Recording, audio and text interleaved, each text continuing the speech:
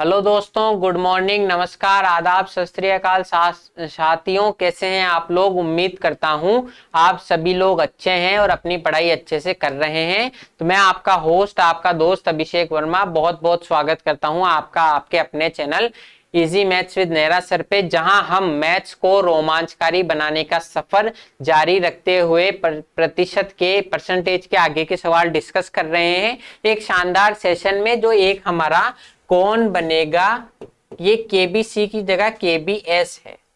कौन बनेगा सरकारी कर्मचारी, या केबीओ कौन बनेगा ऑफिसर। या आप यूं मान लीजिए, यहाँ हम कुछ इंपॉर्टेंट क्वेश्चंस डिस्कस करते हैं जो आपके वहां एग्जाम में मदद करेंगे और आपको एक शानदार तरीके से इजी वे में वहां पर नंबर दिलाने की कोशिश करेंगे। तो इसी को कंटिन्यू करते हुए हम परसेंटेज में आज का सवाल देख रहे हैं। आज का सवाल, पहला सवाल शानदार ये रहा आपकी कंप्यूटर स्क्रीन पर। तो आप अगर चाहें तो एक बार वीडियो को यहीं पॉज करके आप इस क्वेश्चन को खुद ट्राई कर सकते हैं और फिर इसका सॉल्यूशन देख सकते हैं। In the expression x cube y square the value of x and y decrease by 25% and 20% respectively, then find the percentage increase in the expression. कि एक व्यंजक है x क्यूब y स्क्वायर, एक व्यंजक एक्सप्रेशन यानी एक व्यंजक। व्यंजक क्या होता है? एक बेसिकली ऐसा पद होता है, जैसे x भी एक व्यंजक है, x क्यूब भी, y भी एक व्यंजक है, y क्यूब भी। ऐसा जो व्यंजक होता है, ऐसा एक व्यंजक है। इसमें क्या हम x और y के मानों में 25% और 20% की कमी कर दें तो टोटल व्यंजक के मानों में कितने परसेंट की कमी होगी? टोटल व्यंजक के मानों में कितने परसेंट की कमी होगी? तो ये हम देखते हैं। आपका व्यंजक क्या है? X cube y square, x cube और वाई स्क्वायर। अब आपको कितनी परसेंट की कमी करनी है? यहाँ एक्स में तो करनी है 25% यानी कि 1/4 की, और वाई में करनी है 20% यानी कि 1/5 की। हमें परसेंटेज की फ्रैक्शन वैल्यू याद होनी चाहिए ताकि हम इजी वे में कैलकुलेशन कर सकें, बिल्कुल आराम से कैलकुलेशन कर सकें। अब आप देखो, एक्स में हमने 25% की कमी करी है, 25% की, यानी अगर x पहले 4 था तो अब हो गया 3। अगर पहले x की वैल्यू 4 थी तो 25% घटकर होगी 3। अब आप देखो, थोड़ा सा देखो कि x क्यूब क्या होगा। x 4 से घटकर 3 हो गया, तो यानी कि x क्यूब 4 इंटू 4 इंटू 4 घटकर कितना हो जाएगा? 3 इंटू 3 इंटू 3। ये चीज आ गई या नहीं आ गई समझ में? डायरेक्ट में ये भी लिख सकता हूं कि x का क्यूब अगर पहले 4 का क्यूब 64 था तो अब वो 3 का क्यूब 27 ही बचेगा। ये आया या नहीं आया आपके समझ में? एक बार कमेंट में यस या नो कह दो। तो हमने क्या किया कि x की वैल्यू 4 से घटकर 3 हुई, समझने की बात है। 25% की कमी हुई है तो x क्यूब का मतलब x क्यूब में 3 बार 4 है, तो पहले आता है 4 का क्यूब 64, एक्स क्यूब का मान अब आएगा 3 का क्यूब 27। अब आप देखो, y जो है उसमें 25% की कमी, सॉरी 20% की कमी, y में 20% की कमी हुई है। यानी अगर y पहले 5 था तो अब रहेगा 4, y अगर पहले 5 था तो अब रहेगा 4। तो y स्क्वायर में क्या होगा? अगर पहले था 5 इंटू 5 तो अब घटकर हो जाएगा 4 इंटू 4। अब घटकर हो जाएगा 4 इंटू 4। ये चीज आई या नहीं आई आप लोगों के समझ में? कि पहले हर एक y की वैल्यू 5 थी तो y स्क्वायर की वैल्यू होगी 25, अब y स्क्वायर की वैल्यू कितनी रहेगी? 16। ये आ गया या नहीं आया समझ में? तो अगर ये समझ में आ गया है तो यस बोल दीजिए, फिर हम आगे इस क्वेश्चन को कंटिन्यू करेंगे। तो अब एक बार देखो, इसको मैं सही से लिख देता हूं ताकि हमारे पास और जगह बच जाए इस क्वेश्चन को सॉल्व करने की। एक्स क्यूब वाई स्क्वायर आपका व्यंजक है और इसमें 1/4 की कमी हुई है x में और 1/5 की कमी हुई है y में। वही मैं वापस लिख रहा हूं कि ये आपका इनिशियली और ये फाइनली। x जो है 4 से घटकर 3 हुआ है, तो x क्यूब जो है 4 इंटू 4 इंटू 4, 64 से घटकर 3 इंटू 3 इंटू 3, 27 हुआ है। आ गया या नहीं आया समझ में? अब देखो y में 5 में 1 की कमी हुई है, तो पहले 5 था तो अब 4 ही रह गया। तो y स्क्वायर अगर पहले 5 इंटू 5 था तो अब रह गया 4 इंटू 4। ये आई या नहीं आई आप लोगों के समझ में? बिल्कुल वो का वो मैंने रिपीट किया है। अब आप एक्स क्यूब और वाई स्क्वायर, ये आपका व्यंजक है, एक्स क्यूब और वाई स्क्वायर में इनिशियल और फाइनल का रेशो निकाल दो। पहले एक्स क्यूब तो था 4 का क्यूब इंटू 5 का स्क्वायर, 4 का क्यूब इंटू 5 का स्क्वायर, अब कितना रह गया 3 का क्यूब इंटू 4 का स्क्वायर। इनका अनुपात ही तो निकाल रहे हैं। अनुपात क्यों निकाल रहे हैं? क्योंकि अनुपात परसेंटेज का दूसरा रूप है। Ratio is the another form of percentage. तो अगर हम रेशो पता कर लेंगे तो परसेंटेज हमें डायरेक्ट पता पड़ जाएगी। अब देखो आप कि पहले अब इसका अनुपात निकालना है। ये 4 का स्क्वायर है तो 4 का क्यूब है इधर, इसमें 4 का स्क्वायर का भाग देंगे तो बचेगी 4 की पावर 1। तो यहां इस 4 के स्क्वायर से 4 के क्यूब को काट देंगे तो यहां पर आएगी 4 की पावर 1। यहां पर क्या आएगी 4 की पावर 1। यानी कि इनका रेशो कैसे पलटा कि ये पहले 5 का स्क्वायर इंटू 4 था। पहले अगर इनका रेशो 5 का स्क्वायर इंटू 4 यानी 25 चौक 100 था तो अब कितना रह गया 3 का क्यूब यानी कि 27। ये चीज आई है नहीं समझ में कि अगर x घटा 4 से 3 तो x क्यूब होगा 4 की क्यूब से 3 की क्यूब। अगर y घटा 5 से 4 तो y की स्क्वायर होगा 5 का स्क्वायर से 4 का स्क्वायर। कैलकुलेट कर लो, रेशो है तो 4 के स्क्वायर से 4 की क्यूब गया 4 बार। यानी कि अगर x क्यूब y स्क्वायर पहले 100 था तो अब घटकर रह गया 27। तो कितने की कमी हुई? कमी हुई 63 की। पहले 100 था तो अब घटकर 27 ही रह गया। कितने की कमी हुई? 63 की। 63 की कमी हुई 100 पर तो कितना परसेंट? 63% आंसर। अब आप इसको और दूसरे तरीकों से करोगे तो टाइम कंज्यूमिंग हो सकता है। बिल्कुल आराम से हमने समझा इसलिए हमें टाइम लगा। आप वहां कैसे करोगे कि एक्स क्यूब, एक्स में 4 से 3 हुआ है, 1/4 की कमी हुई है तो ये हुआ है 4 से 3, यानी कि एक्स क्यूब कितना होगा 4 के क्यूब से 3 का। ये अनुपात निकालेंगे। y जो है वो 5 से घटकर 4 हुआ है। y 5 से घटकर 4 हुआ है तो y स्क्वायर कितना होगा? 5 के स्क्वायर से घटकर 4 का स्क्वायर। ये इस व्यंजक का पहले और अभी का अनुपात आ गया एक्स क्यूब वाई स्क्वायर का, और पहले और अब का 4 स्क्वायर से ये गया 4 बार तो यानी कि 100 से घटकर 27 हो गया।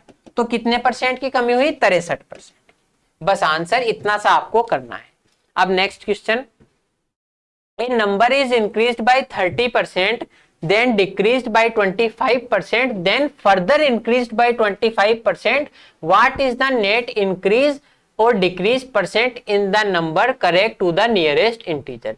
कि एक संख्या थी कोई, पहले उसमें 30% की वृद्धि हुई, फिर उसमें 25% की कमी हुई।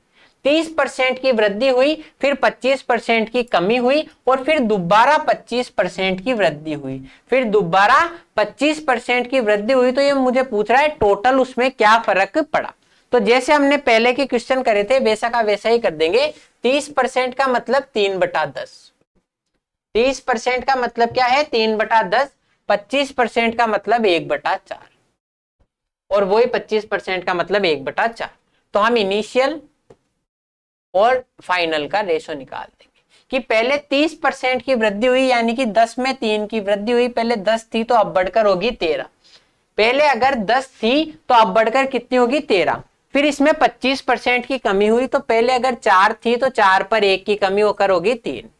4 की कमी थी तो अब होगी 3। फिर 25% की वृद्धि हुई यानी कि इस 4 पर 1 की वृद्धि होगी।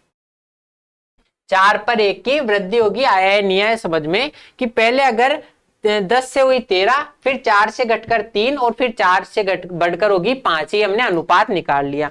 अब अनुपात है तो हम इसको कैलकुलेट ऐसे कर सकते हैं, 5 से काट दो 2 बार। 5 से कितनी बार काट दो? 2 बार। तो 4 चौक 16 दूनी 32 और 13 तिया 39। 13 तिया 39। मतलब अगर पहले ये संख्या 32 थी तो लास्ट में मेरे जाकर 39 या 39 हो जाएगी। ठीक है, हमने क्या किया कि 10 से बढ़कर 13 हुई, 4 से बढ़कर 3, 4 से घटकर 3, और 4 से बढ़कर 5। उससे टोटल फर्क क्या पड़ा कि पहले अगर 32 थी तो अब होगी 39। तो मेरे पास इंक्रीज कितना हुआ? 7 का इंक्रीज हुआ है, 7 यूनिट का। तो परसेंटेज इंक्रीज निकाल देंगे। मुझे यही पूछा है कि कितने परसेंट की वृद्धि हुई, तो 7 की वृद्धि हुई 32 पर। 7 की वृद्धि हुई 32 पर तो 100 पर कितनी होगी? इसको कैलकुलेट कर लो। ये कटेगा 8 बार, ये कटेगा 8 बार 4 से, और ये कटेगा 25 बार, ये कटेगा 25 बार। तो 175/8। 175/8। अब या तो आप 8 का भाग दे लो, या थोड़ा सा अगर आप अंदाजा लगा सकते हो तो देखो कि अगर इस 8 में 175 की जगह 176 होता, 175 की जगह 176 होता है इसके आसपास, तो 176/8 होता 22%। 176/8 कितना होता है? 22%। कि 175 की जगह 176 होता तो ये लगभग 22% होता, यानी कि ये 21.78 या ऐसे कुछ परसेंट होगा। 21.78 या 78 नहीं, ये 21 पॉइंट होगा 88, क्योंकि 1/8 से 0.12 की कमी होती है। इसको आप 176 माइनस 1/8 लिख सकते हो। तो ये तो हो गया 22 और 1/8 होता है 0.125। तो इसका मतलब ही 21.88 होगा। हमें नियरेस्ट इंटीजर चाहिए तो 21 पॉइंट समथिंग है तो 22 ही हो जाएगा। तो आपको 21 पॉइंट कैलकुलेट करने की जरूरत नहीं थी, आपको सिर्फ इतना करना था कि 175/8 है। 175 में हम थोड़ा सा बढ़ा के देखें 176 तो लगभग लगभग ये 22% के इक्वल आएगा। तो ये 22% इंक्रीज इसका आंसर। आपको समझना है कि लगभग लगभग आंसर निकालना है तो 22% आएगा। कैसे? अब एक बार रिवाइज कर लो, क्विक रिवीजन, कि 10 से बढ़कर 13 हुआ, 4 से घटकर 3, 4 से बढ़कर 5, यानी कि अगर ये इनिशियली 32 थी तो अब होगी 39, 7 की वृद्धि हुई 32 पर, तो कितना परसेंट? 22%। नेक्स्ट क्वेश्चन, यदि ए की आय बी की आय का 40% है, बी की आय सी की आय से 24% अधिक है, तो सी की आय ए की आय से कितने परसेंट अधिक है? इंग्लिश में देखें, if A's income is 40% of B's income and B's income is 24% more than C's income, then by what percentage C's income is more than A's income? अब देखते हैं क्या है। A, B और C का रेशो निकाल देंगे, क्योंकि रेशो से हम परसेंटेज ज्ञात कर सकते हैं। A की आय B की आय का 40% है, 40% यानी कि 2/5, 40% यानी कि 2/5, कि बी की आय अगर 100 है तो ए की आय 40 है, 2/5 भाग है, यानी कि अगर बी की आय 5 है तो ए की आय होगी 2। बी की आय अगर 5 है तो ए की आय कितनी होगी? 2। बी की आय सी की आय से 24% अधिक है, 24% की फ्रैक्शन वैल्यू होती है 6/25। कैसे याद होगी? कि 4% की होती है 1/25, तो इसको 6 से गुणा कर दो 6/25, या ऐसे नहीं हो तो 24/100 कर लो, 4 से काट दो 6/25। कि बी की आय सी की आय से 24% ज्यादा है, यानी कि 25 पर 6 ज्यादा है। अगर बी की आय सी की आय 25 है तो ये 6 ज्यादा होकर हो गया 31। कितना हो गया? 31। आया या नहीं आया समझ में? जो क्वेश्चन में कहा है मैंने उससे ही अनुपात निकाला है। ए की आय बी का 40% है, यानी कि बी की आय 5 है तो उसका 2 भाग है। बी की आय सी की आय से 24% अधिक है, यानी कि अगर सी की आय 25 होगी तो ये उससे 6 ज्यादा होकर होगी 31। अब इनका रेशो निकाल देंगे। अब ये भी देखो बी की आय है और ये भी बी की आय है, तो इनको बराबर कर देंगे, इनको बराबर कर देंगे। बराबर कैसे करेंगे? इसको मैं 31 से गुणा कर दूं और इसको 5 से गुणा कर, तब ये बराबर होगी। ये 31 इंटू 5 होगी, ये भी 31 इंटू 5, रेशो वही रहना चाहिए। इसको 5 से गुणा किया तो इसको भी 5 से गुणा कर दो, इसको 31 से गुणा किया तो इसको भी 31 से गुणा कर दो। ऐसे ही रेशो बनाते हैं, ये हमने पहले भी पढ़ा है। तो ये हो गया 62। मुझे ए की आय और सी की आय का परसेंटेज चाहिए। ए की आय और सी की आय का परसेंटेज चाहिए, बी की कितनी भी हो मुझे उससे कोई मतलब नहीं है। तो ए की आय है अगर 62 तो बी की आय हो जाएगी 125। ए की आय अगर 62 है रेशो में तो बी की आय होगी 125। सी की आय ए से कितने परसेंट अधिक है? तो डिफरेंस कितना है इनमें? डिफरेंस कितना है? 63 का। कि अगर ए की आय 62 है तो सी की आय है 125। सी की इनकम क्या है? 125, यानी कि इससे कितनी ज्यादा है? 63। तो परसेंटेज डिफरेंस निकाल देंगे, परसेंटेज डिफरेंस निकाल देंगे कि 63 ज्यादा है 62 पर, 63 ज्यादा है 62 पर, तो 100 पर कितना होगा? परसेंटेज का मतलब ही यही है, 100 पर कितना होगा, कि 63 ज्यादा है 62 पर तो 100 पर कितना होगा। अब आप इसको कैलकुलेट करो तो थोड़ा सा दिमाग लगाओ कि ये 62 से भी ज्यादा है, 62 से 63 ज्यादा है, यानी कि 62 से 100% से तो ज्यादा ही है। अगर ये 62 होता तो 100% ज्यादा होती, यानी कि 100% से ज्यादा है, तो 100% से नीचे के तीनों मान कैंसिल हो जाएंगे। 100% से नीचे के तीनों मान कैंसिल हो जाएंगे। मैं आपको गैस करना बता रहा हूं कि इसको मैं वहां पे लिखना नहीं है, इतना सिर्फ मन में समझना है कि ये 62+1 है, 62+1 है बटा 62, यानी कि 1+1/62 होगा। 1+1/62, अगर इसको मैं 100 से गुणा करूं, यानी कि ये 100% + 100/62 होगा। 100 + 100/62 होगा, यानी कि 100 तो होगा और 100 से 100/62 ज्यादा होगा, तो यानी कि 1 पॉइंट समथिंग आएगा। 62 का 2 गुना भी 124 होता है, तो 1 पॉइंट समथिंग 101.6। 101.6 कैसे किया हमने, ये आपको ऐसे नहीं करना है, वहां इतना समझना है। देखो कि ये अगर 62 आता है, यहां पर केवल 62 आता तो आता 100, लेकिन एक भाग ज्यादा है 62 पर, तो टोटल परसेंटेज कितनी होगी, 100/62%। अब 100/62 यहां पर लिखने की भी जरूरत नहीं है कि 100/62 1 पॉइंट समथिंग होगा, तो 101.6% आपका आंसर आ जाएगा। वहां पर इतना सा करना है कि 100% से कुछ तो ज्यादा है, कितना, 1/62, तो यानी कि 1 पॉइंट समथिंग होगा, तो 101.6 आपका आंसर हो जाएगा। आपको कैलकुलेशन करने की नीड नहीं है। अब next question, if A is 40% less than B and C is 40% of the sum of A and B, sum of A and B, the difference between A and B is what percent of C। हमें कह रहा है कि जो A है वो B से अगर 40% कम है, A जो है B से 40% कम है, और जो C है, C A और B के योग का 40% है, C A और B को मिलाकर जो टोटल होगा उसका 40% है, तो हमें A और B के बीच के डिफरेंस और C का परसेंटेज बताना है। तो बिल्कुल जैसा जैसा ये कह रहा है वैसा वैसा मैं कर दूंगा कि A B से 40% कम है, यानी कि 2/5, कि अगर B 5 है तो C 2 कम है और 3 है। यदि B 5 है तो C जो है वो A जो है वो 2 कम होगा 5 से, तो 3 होगा। अब हमें क्या कह रहा है, C जो है वो A और B के योग का 80% है। अब A और B का योग निकाल लो।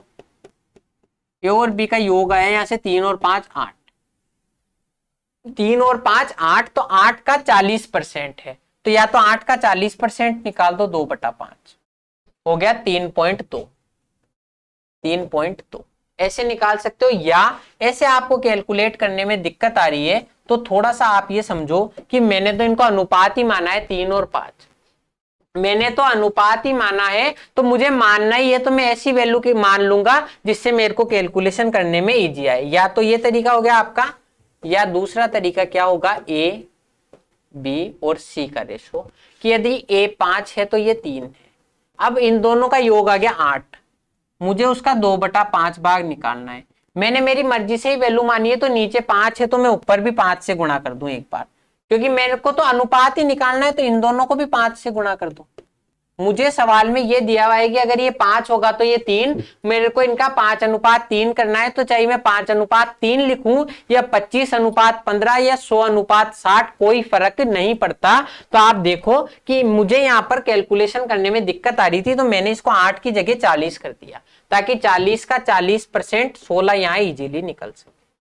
ये आया या नहीं आया समझ में आपके, ये बताओ कि ये अगर 8 और 3 और 5 है तो मुझे टोटल 8 होगी, 8 का 2/5 भाग निकालने में समस्या आएगी। तो मैंने क्या किया, मैंने तो अनुपात ही माना है, तो 8 की जगह कर दिया 40, तो 40 का 40% होता है 16। अब 8 को मैंने 5 गुना किया है, तो इनको भी 5 गुना कर सकता हूं, क्योंकि मेरी वैल्यू है, मुझे सिर्फ इनका अनुपात दिया हुआ है, तो चाहे मैं 5:3 लिखूं या 25:15, कोई फर्क नहीं पड़ता।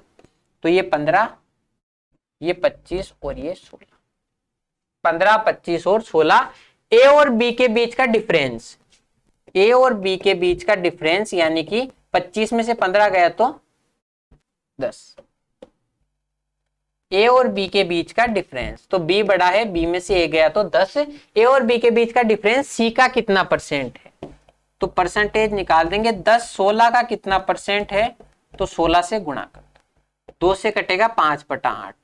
अब 5/8 की परसेंटेज वैल्यू क्या होती है? 62.5%। तो 62.5%। आप ऐसे भी कर सकते हो कि 3:5 था, उसको मैं 15:25 भी लिख सकता हूं। तो ये 15 और 25 टोटल योग कितना हो गया? 40। 40 का 40%, सी की वैल्यू आ गई 16। तो ए और बी के बीच का डिफरेंस 10 जो है, 16 का कितना परसेंट है? 5/8, यानी कि 62.5%। अब आप चाहो तो यहां से भी इसको कर सकते हो। देखो एक बार, अगर यहां से करते तो यहां भी रेशो ऐसे ही आ गया कि ये 3 है तो ये 5, और इस 8 का 40% 3.2। ये भी आप निकाल सकते हो, कोई बहुत ज्यादा नहीं है कि ए और बी अगर 8 हो गए यहां से, तो उसका 40% कितना हो गया? 3.2। यहां से निकाल दो कि ए और बी के बीच का डिफरेंस, ए और बी के बीच का डिफरेंस 2, इस 3.2 का कितना परसेंट? ए और बी के बीच का डिफरेंस 2, इस 3.2 का कितना परसेंट है? तो 100 से गुणा कर दो, ये 0 आएगा 1000 बार, ये जाएगा 1 और ये 16। 1000/16 लिख दो, चाहे इसको चाहे 5/8, एक ही बात है, 62.5। कैसे कि चाहे मैं इसको यहां पर ऐसे, अगर आपको थोड़ा सा डाउट लग रहा हो तो मैं इसको ऐसे लिख दूं कि 3.2 का कितना परसेंट है। यही तो पूछ रहा है ना आपसे। पॉइंट हटाओ, यहां 0 लगा दो, 4 से काट दो 5/8। 5/8 की कितनी परसेंटेज वैल्यू होती है? 62.5%। अगर आपको ये इजी लग रहा है कि मुझे तो 40 का 40% निकालना इजी है, तो ऐसे कर लो, या 8 का 40% निकालना है 3/2, तो ऐसे कर लो कि 3/2 का कितना परसेंट है? तो 5/8 भाग या 62.5%। नेक्स्ट क्वेश्चन, ए बी से 48% अधिक है और सी ए और बी के योग से 60% कम है, तो ए सी से कितने परसेंट अधिक है?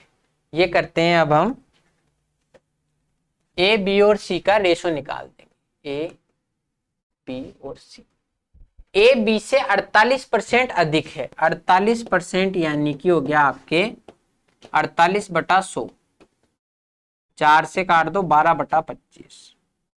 आपको किसी की परसेंटेज वैल्यू याद नहीं है तो ऐसे कर लो कि 48/100 और 12/25, यानी कि 20 से 48% ज्यादा है। तो बी अगर 25 है तो ये 12 भाग ज्यादा होके हो गया 37। कितना हो गया? 37। फिर देखो सी जो है ए और बी के योग से 60% कम है। कितना परसेंट कम है? 60% कम है। तो ए और बी का योग क्या हुआ? ए और बी का योग हो गया 5, 62। 62 से 60% कम है। ए और बी का योग हो गया 62, उससे 60% कम है, यानी कि उसका 40% है। उसका 40% है, तो कैलकुलेट कर लो 24.8। 4 से गुणा कर दो 248, 10 का भाग दे दो 24.8। तो मुझे पूछ रहा है ए सी से कितना परसेंट अधिक है। ए जो है सी से कितना परसेंट अधिक है, तो डिफरेंस ए और सी में कितना है?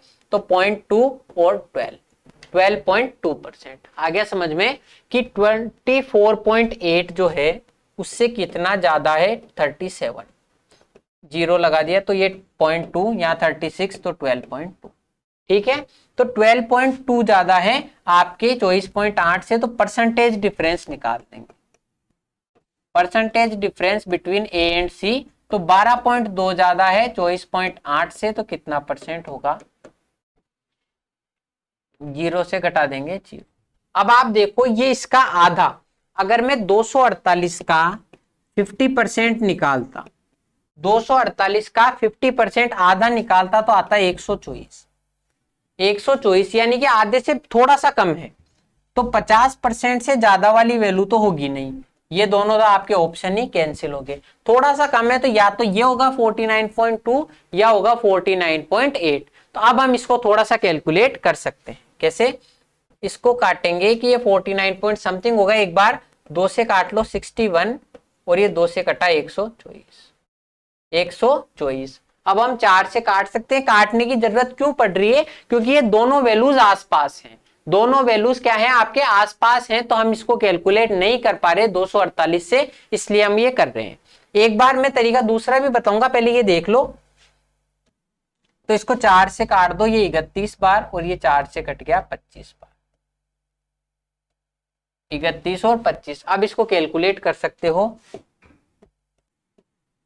25 से कम 25, 25 छिकी 150, 4 से ये जाएगा 124, और ये जाएगा आपके, अगर मैं इसका 50 से गुणा करूं, थोड़ा सा अंदाजा शायद लग सकता है कि अगर मैं इसको 50 से गुणा करता तो मेरे पास आता 1550। अगर मैं इसको 50 से गुणा करता तो 1550, यानी कि ये 25/31 उससे कम है।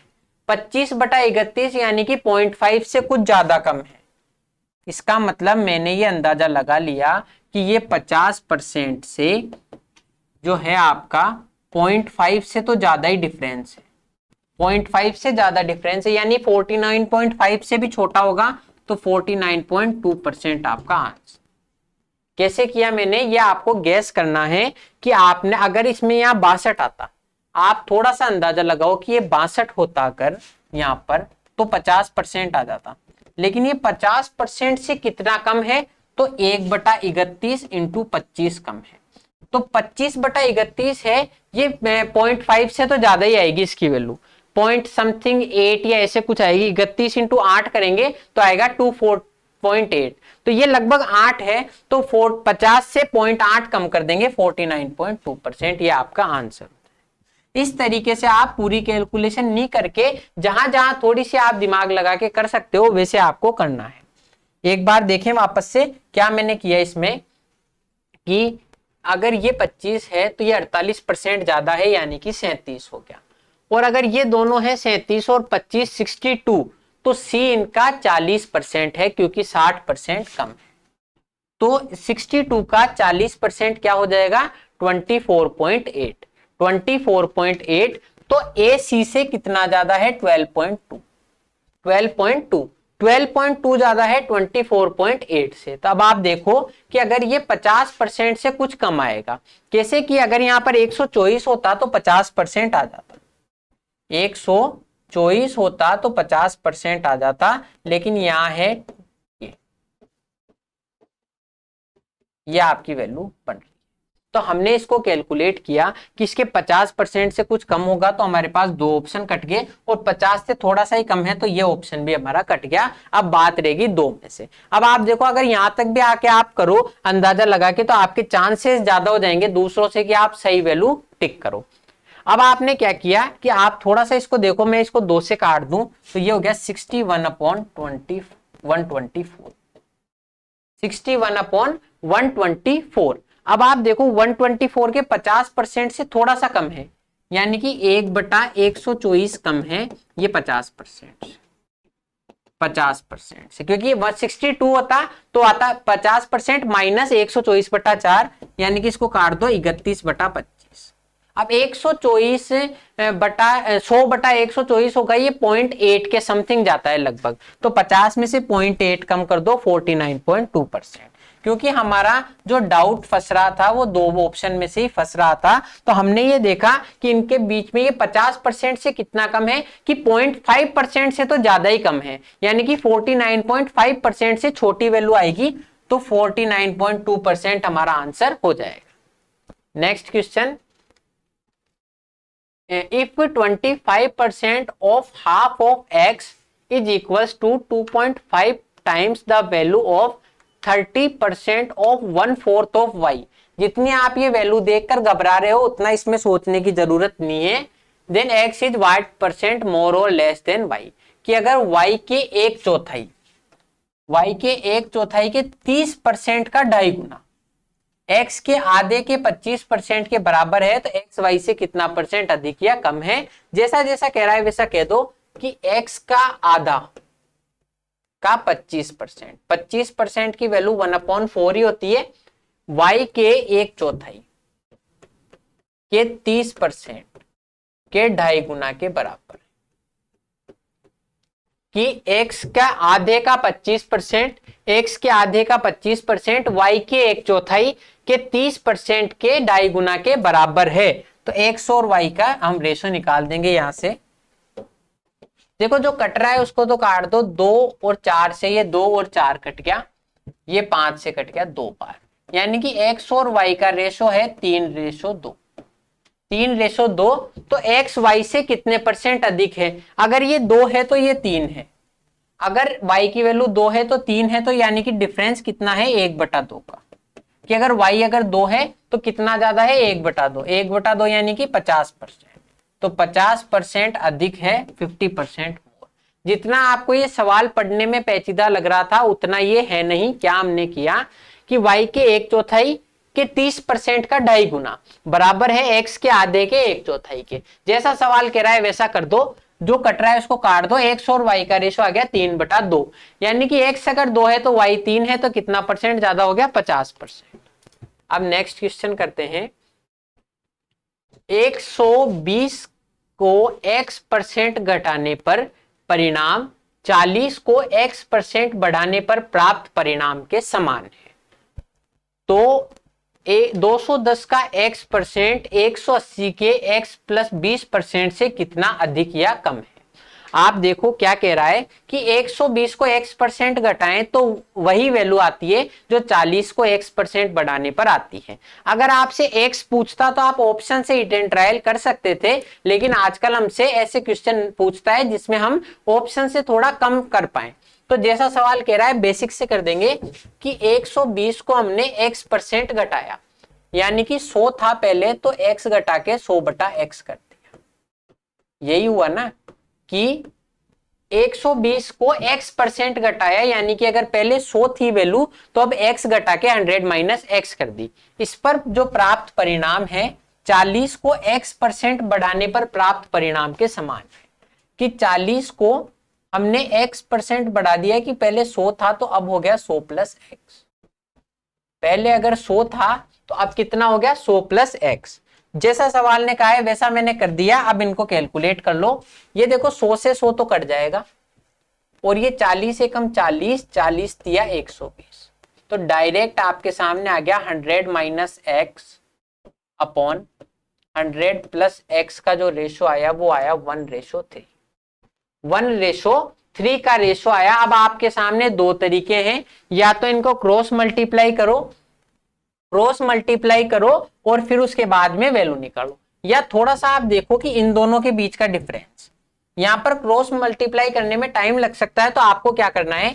इन दोनों के बीच का डिफरेंस, अनुपात निकालना है ना, तो अनुपात में डिफरेंस बराबर होगा कि इन दोनों के बीच का डिफरेंस 3 और 1 का डिफरेंस 2 यूनिट बराबर किसके है?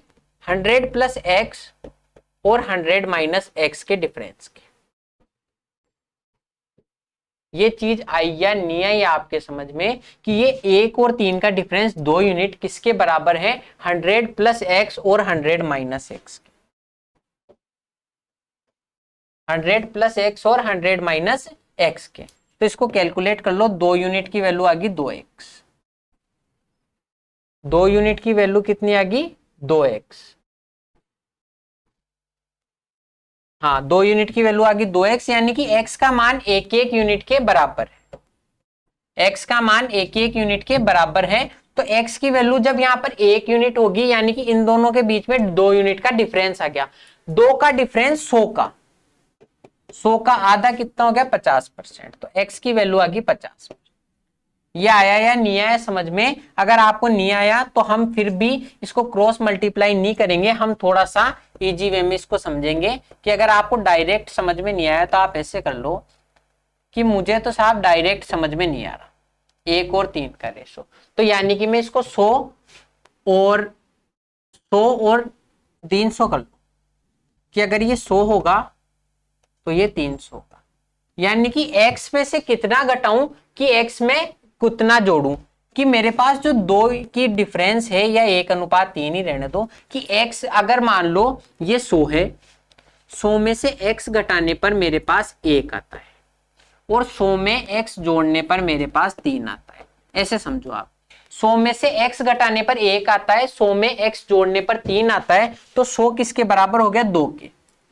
कि 100 में से 1 आपने फिक्स कम किया तो आपके सामने 1 आया, और उतना का उतना ही फिक्स बढ़ा दिया तो 3 आ गया। तो यानी कि 2 में से आप फिक्स 1 यूनिट करोगे तो 1 आ जाएगा, और 1 यूनिट बढ़ाओगे तो 3 आ जाएगा। तो आपके सामने सिंपल सी वैल्यू आ गई कि 2x की वैल्यू है 100। 2x की वैल्यू कितनी है 100, तो x की वैल्यू आ गई 50%। या थोड़ा सा अंदाजा ही लगा दो कि यार 100 में से कितना घटाऊं, कि 50 घटाऊंगा, ताकि 100 में से जब मैं 50 जोड़ूं 150 तो 50 का रेशो आ जाए। अगर फिर भी आपको ये समझ में नहीं आया तो आप क्रॉस मल्टीप्लाई करके कर सकते हो। कैसे क्रॉस मल्टीप्लाई भी हम देख लेते हैं। 100 minus x upon 100 plus x बराबर 1/3। तो 300 माइनस 3x बराबर 100 प्लस एक्स।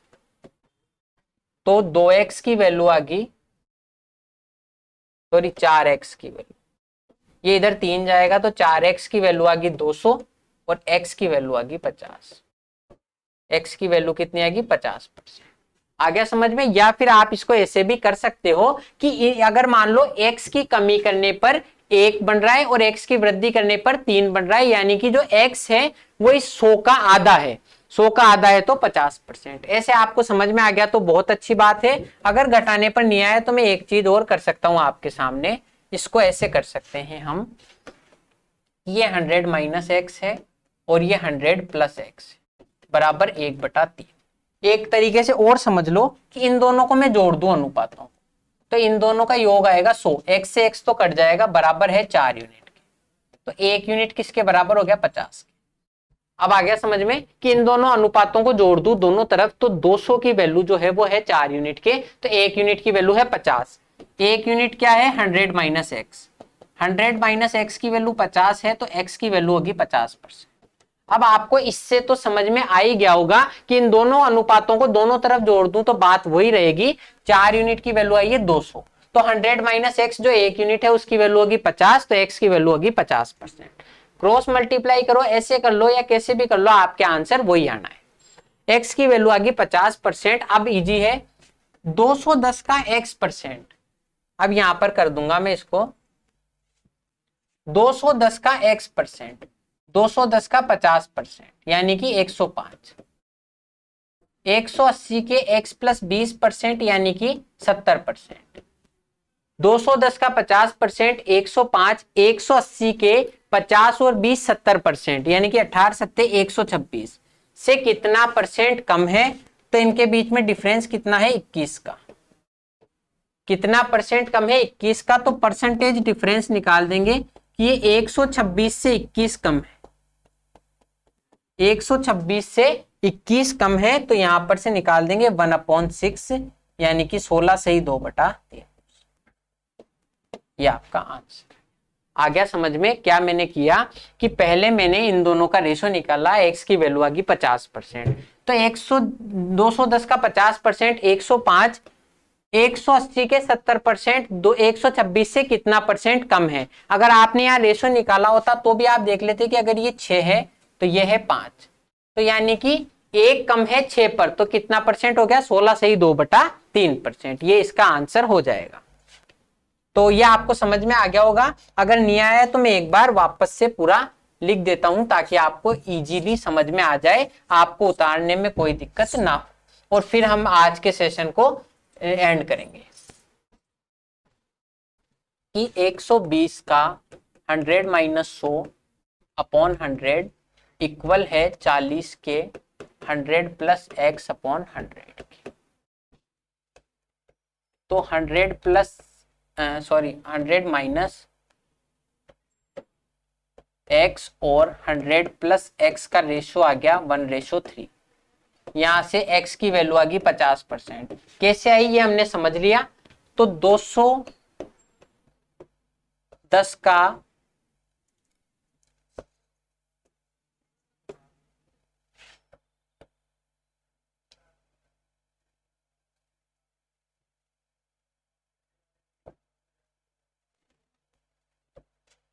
210 का 50% कितना होगा 105, 180 के 70%, क्योंकि 50, 180 का 50 प्लस 20 70%, इस 126 से कितना कम होगा, तो डिफरेंस इनका परसेंटेज में निकाल देंगे। 21 कम है 126 से, तो यानी कि 1/6, तो 16 सही 2/3%। ऐसे आप उतार लोगे ताकि आपको इजी वे में समझ में आ जाए कि 120 का 100 माइनस x%, 40 के 100 प्लस x% के बराबर है, तो x की वैल्यू आ गई 50%। तो 210 का 50% 105, 180 के 70%, 126 से कितना परसेंट कम है, 1/6 या 16 से ही 2/3%। तो आज की क्लास देखो टाइम लगभग पूरा हो गया है। अब मैं मिलूंगा आपसे नेक्स्ट वीडियो में, तब तक के लिए आपको अच्छे से पढ़ते रहना है, इन क्वेश्चंस को रिवाइज करना है, और अगर ये तरीके समझ में आ रहे हैं तो वीडियो को लाइक करना है। अब मिलते हैं नेक्स्ट वीडियो में, तब तक के लिए थैंक यू, जय हिंद।